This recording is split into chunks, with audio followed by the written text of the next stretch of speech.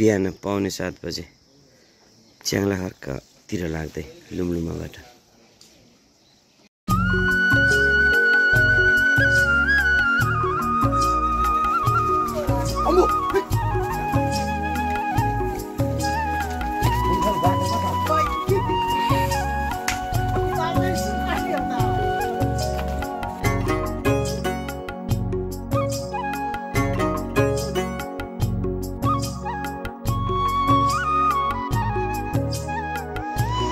अरुण नदी लुमलुमा र च्याङ्लाखर्क बिचको अरुण नदी।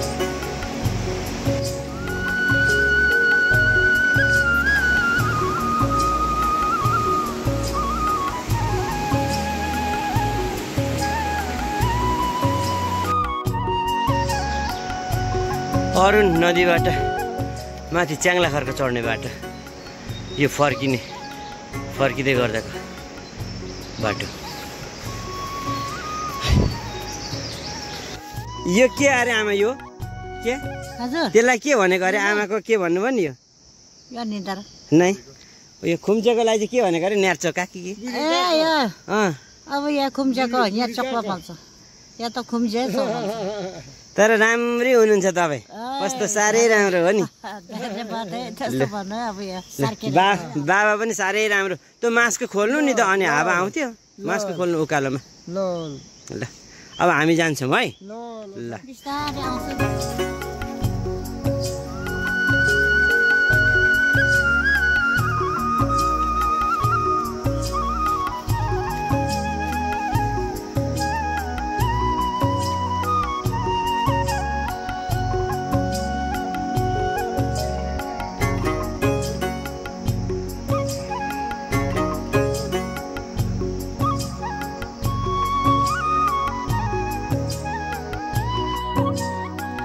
ओ माथिको त्यो सिधो गाउँ, हिजो हामी बसेको लुमलुमा उतै तल त्यो धान खेतहरू भन्दा मुनितिरको गाउँ भनौँ न।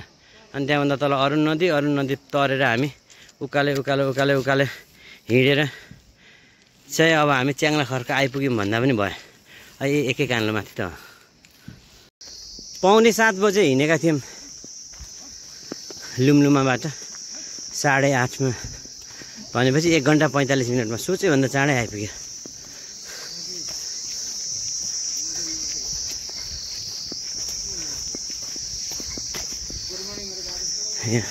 सामान ल्याउने, भारी झार्ने, भारी हाल्ने।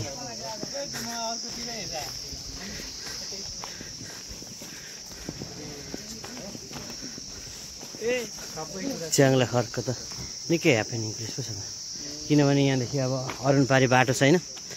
अनि अरुणपारी माथि मकालु बेस क्याम्पसम्मको गाउँहरूको पर्यटकहरूको लागि सबै कुराको लागि खाद्यान्नदेखि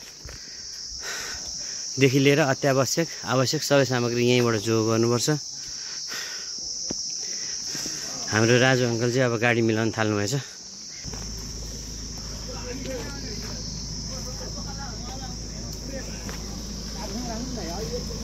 भन्नु के छ? How was the trip? कस्तो भयो? Very interesting and fantastic.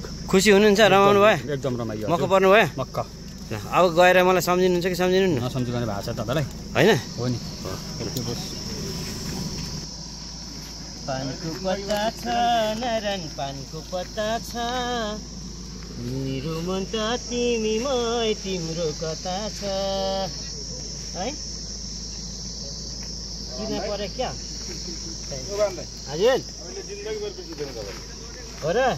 अब गाइडज्यूसँग यात्रा सकिएपछि एकचोटि परिचय गर्नु पर्यो। गाइडज्यू आफ्नो परिचय दिनुहोस् न कृपया। मेरो नाम रेवती बाराकोटी। हजुर। घर चाहिँ सङ्खुवासभा जिल्ला सभापोखरी गाउँपालिका। हजुर। Ward number 6। अनि यता पेसागत हिसाबमा म शिक्षक। हजुर। मकालु गाउँपालिका वार्ड नम्बर 2 यही शिवधाराको एरियामा म शिक्षकको काम गर्छु। साथै कहिलेकाहीँ फुर्सदको समयमा साथीहरूलाई यात्रामा सहयोग गर्ने काम, पथ प्रदर्शकको रूपमा पनि काम गर्ने गर्छु। बाटोका यात्राहरू कठिनाइ भए पनि बस्नेका व्यवस्थाहरू एकदम राम्रो छन्। सबै होटल व्यवसायीहरूले ग्राहकसँगका सम्बन्धहरू सधैँ अविस्मरणीय रूपमा राख्ने गरी उहाँहरूले सम्बन्ध बनाइरहनु भएको छ। एकदमै राम्रो छ यात्रा गर्ने बाटोहरू।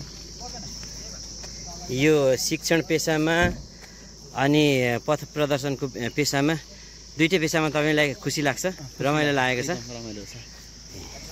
ल धन्यवाद। सम्पर्क हामी लिन्छौँ, फेरि पनि कहिलेकाहीँ भेट्दै गरौँ ल, सम्पर्कमा बस्नुपर्छ है। म नरहे पनि तिमी यो संसारमा रहनुपर्छ, म नरहे पनि तिमी यो संसारमा रहनुपर्छ, बिछोड र बियोका पीडा तिमीले सहनुपर्छ। म नरहे पनि तिमी यो संसारमा रहनुपर्छ, बिछोड र बियोका पीडा तिमीले सहनुपर्छ। हाम्रो जन्म सँगै भएको थियो र मृत्यु पनि सँगै हुन्छ, हाम्रो जन्म सँगै भएको थियो र मृत्यु पनि सँगै हुन्छ। हिमतालबाट आएको वरुण नदी झैँ ढुङ्गासँगै मडारेर तिमीले जीवन जिउनुपर्छ। म नरहे पनि तिमीले यो संसारमा रहनुपर्छ। धन्यवाद।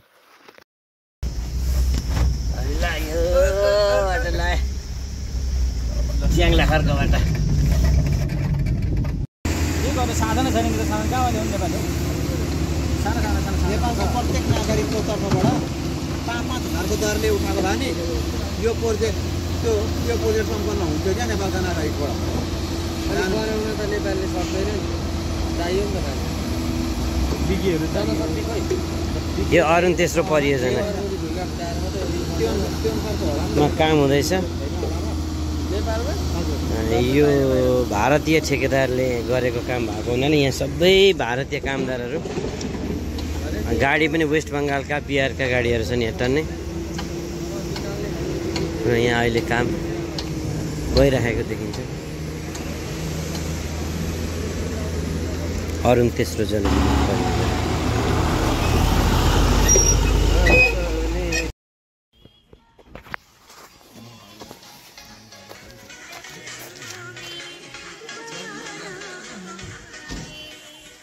साढे 11 बजे हामी नुम बजार आइपुग्यौँ।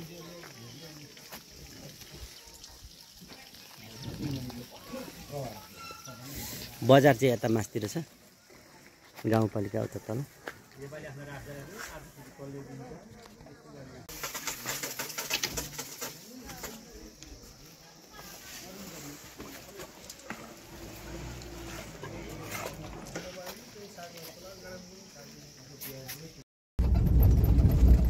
रब्बा दर्द जिगर ने मेरा हाल वो किया,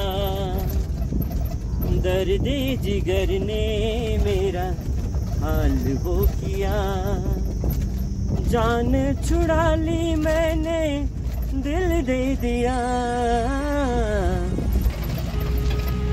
कस्तो अप्ठ्यारो बाटो छ भने यो नुमदेखि हामी चिचिला पुगेकै छैन है, चिचिला पुगेकै छैनौँ, खाँदबारी पुग्नुपर्ने छ। अब यो चाहिँ कोशी राजमार्ग होइन, जोगमनीदेखि रानीदेखि किमाथाङका पुग्ने राजमार्गको एउटा खण्ड हो यो।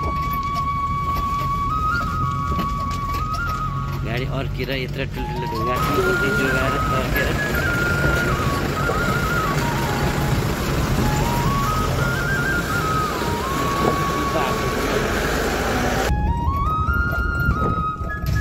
चिचिला है, त्यो चिचिलाको पालिका हो नि त होइन।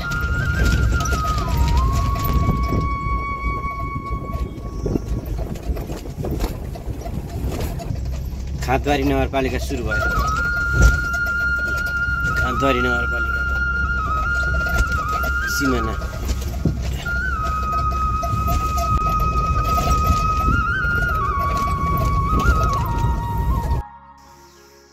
यो परको यो पारीले फाट भएको सानो नगरपालिका यता खाँदबारी होइन, उ त्यो माथि खाँदबारी, यता तल मानेभन्ज्याङ, उहाँ तल तुमलिङटार अरुण नदी, तुमलिङटार एयरपोर्ट त्यता छन्। यो धानबारीहरू यो चाहिँ कुन ठाउँ हामी बसेको अहिले? यो शेखा भन्ने ठाउँ।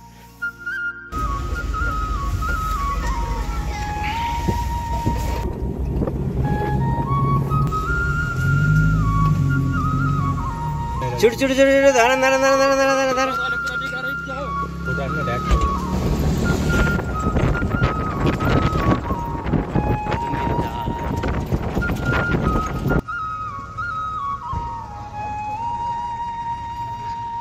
कत्ले भन्छन् तुमलिङटारभन्दा अलिक तल।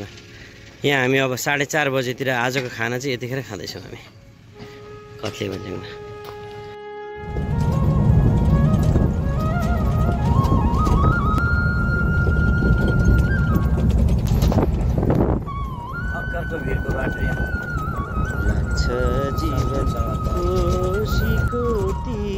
जस्तो कोशीको तीर जस्तो अप्ठ्यारो छ आकरको वीर जस्तो पल्छी काँडेले तैको मायालाई छेक्यो डाँडेले कोशीको